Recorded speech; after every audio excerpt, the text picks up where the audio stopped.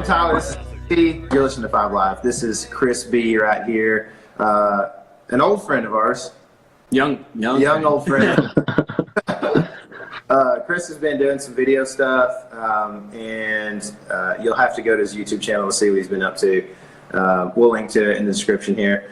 But Chris, have you been? I know you do a lot of turkey hunting because you guys got a lot of turkeys. Yeah, we do quite a bit of turkey hunting. I know today you posted and you're like deer hunting is on the brain. So.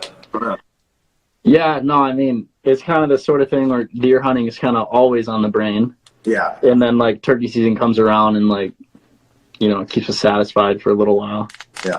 I guess. But no, we shoot a lot of turkeys. I think last year we shot, or like I was a part of, I think like 5. So yeah, we shoot a good bit of turkeys. We have with our deer hunting farms, we have quite a bit of. Gosh dang it! I'm trying to balance this. I'm sorry, guys. I love this. Yeah. This is a mess. This is not a full production quality here. Sorry, I have my phone duct taped to this arrow cutter thing. There we go. All right, now we're good. Anyways, we have quite a bit of ground we can get access to because like I feel like everyone wants turkeys dead for some reason. I don't know why, but yeah, it's a good time.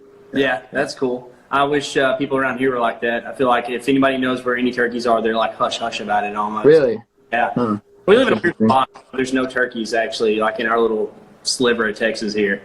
Then there's like a couple in different drainages and stuff. But we're gonna go a little bit of stuff like kind of west of the Metroplex. There'll be a few birds out there on some private land that we have access to. More than a few. Yeah, it's actually like a good place for us. It's kind of nice. All right, that's sweet. Yeah, I saw you guys. Was that the video you guys posted last year? Yeah. Where you shot some? Yeah. Yeah, it's fun. I watched that. Did some stuff in 240 on that. It was, you know, slow mo, pretty epic, you know. So, yeah. Pretty cool. So we were talking a while ago about you were doing some MATHEWS bow challenge stuff for product comparisons and whatnot. And I know that the switch to MATHEWS is kind of the big thing in your world right now, man. How's that going for you? It's going really good. Bows and I are getting along super well. Shot a lot of solid like tournament scores this year in practice and in tournament. The guys are super awesome to work with so far, and overall I'm pretty pumped. It was a super cool move. Yeah, that's cool, man. So I know that like things like that can get a little bit dicey, and people are real passionate about bow brands. Oh yeah, great. So I hope you haven't received too much flack or anything, but I know that's kind of the way that especially the tournament world works, right? Like guys kind of shooting different stuff and whatnot. So has it been a kind of an easy move for you to go over to a MATHEWS for shooting tournament style? Yeah. So I shot Hoyt for a super long time.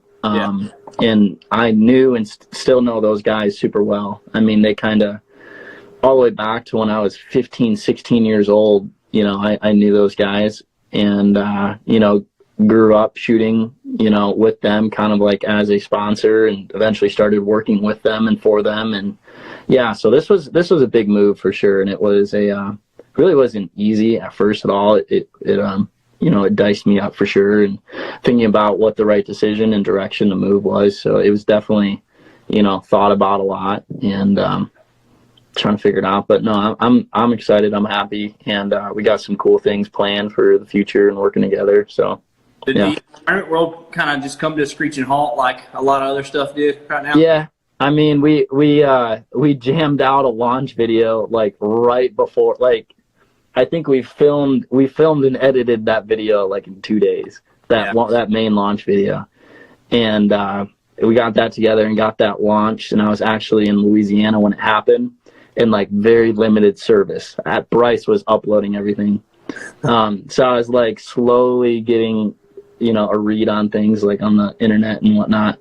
But yeah, when it happened, it shocked a lot of people. I got a lot of texts and messages that first day.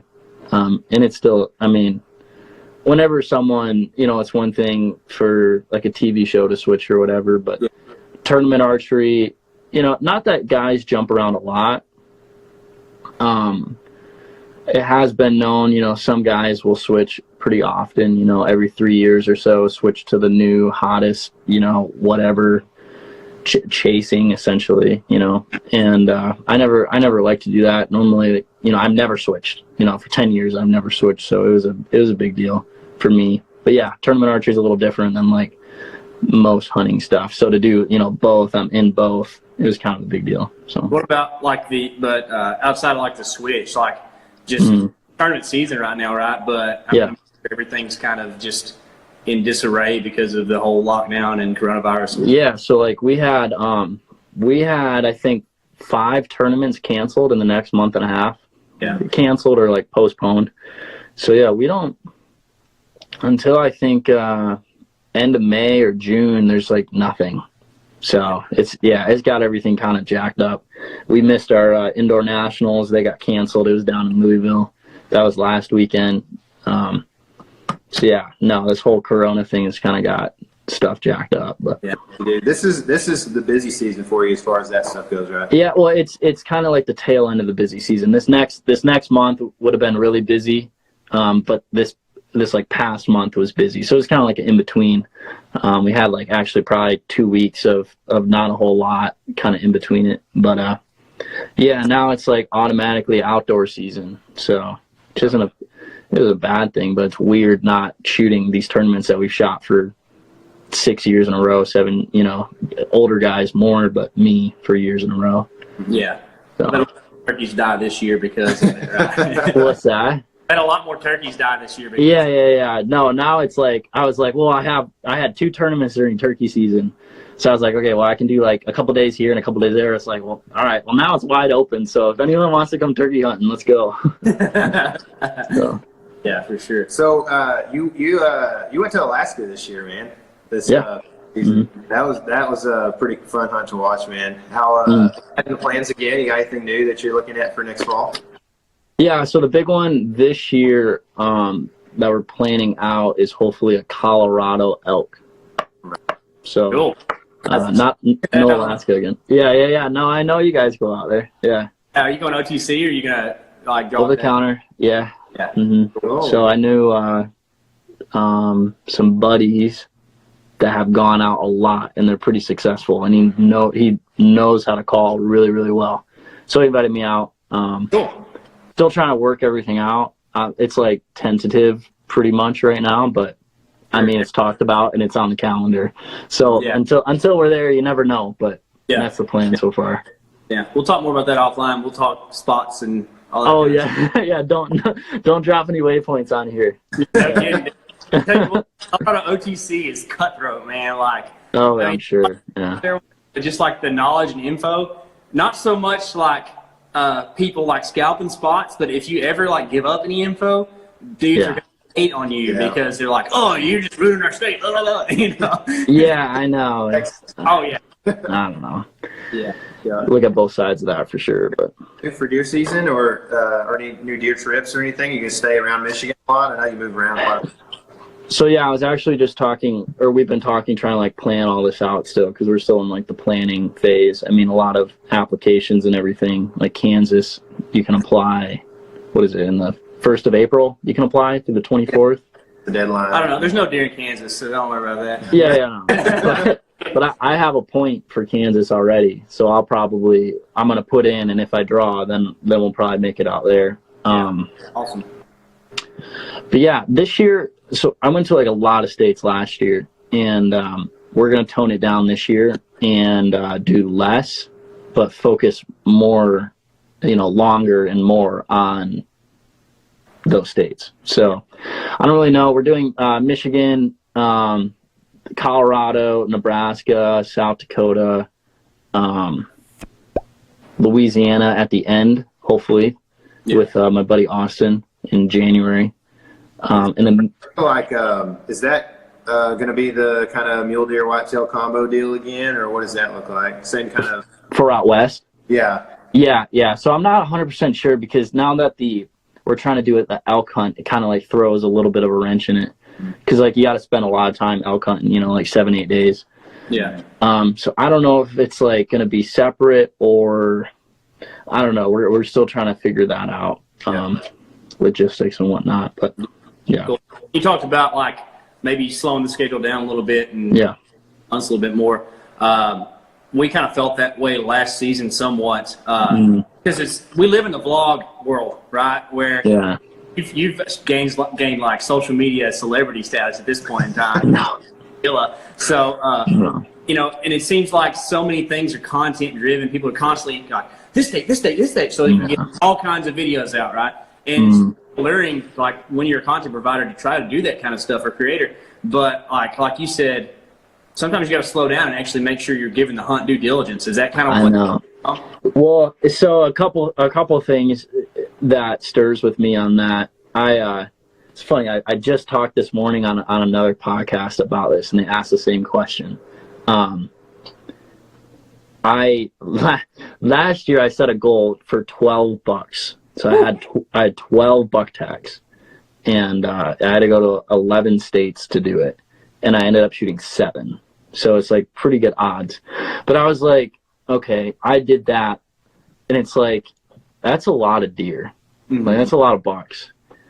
And I was like, when does it become like unethical?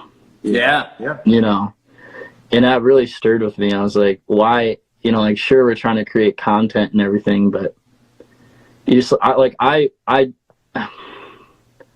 I still like really connect like with when I shoot something and you know that whole deal. So when you're just shooting so many and it's just like just to create content, it's like where's the line drawn? Like I'm not a TV show, and you know even for TV shows and stuff, it's just like I don't know. So that's been like not tearing me up, but like I've just been thinking on that lately, and that's kind of the reason why I want to tone it down. Just be more diligent, you know, with where we choose and stuff, and I don't know. Yeah, it's a good point, man. It's a big thing because I don't know. You just we're always talking and thinking about the future of hunting, right? We actually big like we had a podcast about this the other day with Brian Broderick at Day 6, where we really have to meter what we're putting out there for the general public to consume. And if you are putting that out there where it's just like the life of this animal really doesn't mean much, it's just a way to get another thumbnail, then another kill. That's not what we're trying to put out. So I don't know. But it's also fun to shoot a lot of stuff too, right? So I know it's like, is the question even like, is it unethical? Because it's not like we're wasting it. You know, we're eating it, we're giving it to family and friends, or donating. Like I donated some of it, so it's not like we're wasting it. It's just like, I don't know. It's just different, you know. Yeah, for sure. Collection is just huge and shows a lot of maturity for you, man. You know, to be in your position where you're, you know, essentially doing this for a living and getting it. Having huge success, and to see you table that and to say, you know what, maybe I need to make sure I'm doing this right. That's awesome, dude. So I don't know. It's interesting. It's interesting, you know, now that you know TV and I don't know. I mean, we've had this discussion the way that the world's going with social media and TV and I don't know. It's still interesting. There's so many unknowns, you know, and there's no right or wrong answer. Yeah, we're in a weird time where everybody's trying to figure out. Because like went YouTube all of a sudden, right? Like suddenly we're not on TV anymore, and it's like anybody can be a content creator, which is good and bad, you know. So we have to really Well, I think it's good. I think that it's good because then the people decide on who wins. Essentially, you know, it's not with the you know the sponsors or the people that invest in it just because they're buds or whatever, you know, or they have a bunch of money. You know, like money's not going to determine on who the people like. You know, it's like you make cool videos, you do cool stuff. It's like the people are gonna like it. So.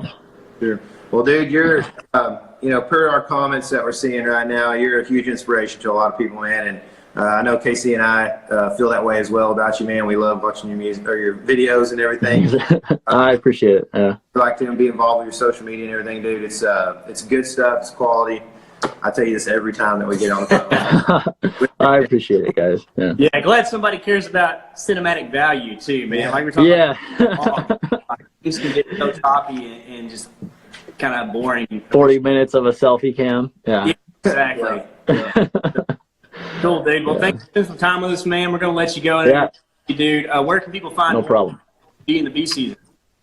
Yeah, you can check me out on YouTube. Just search my name, Chris B, and then Instagram, obviously, Chris B Real, if you're watching right now. But yeah. Real quick, is bee season still the thing? Are you still going to do bee season? so it's not really like bee season. It's just Be Real now. So it's like, I don't know. Bee season was like a TV, like it's still stuck in the TV time. Like I needed to name it something for it to be something. And now it's just like, it's just my videos, you know? So now it's just everything fits tournament, fits, you know, for fun. If it's archery, hunting, doesn't matter. It's just like Cool. videos, Be Real. But bee season's always a thing for sure. Cause it's how it started, you know? Yeah. Be real, bro. Yeah, Be Real. See you next week, Chris. All right. We'll see you later.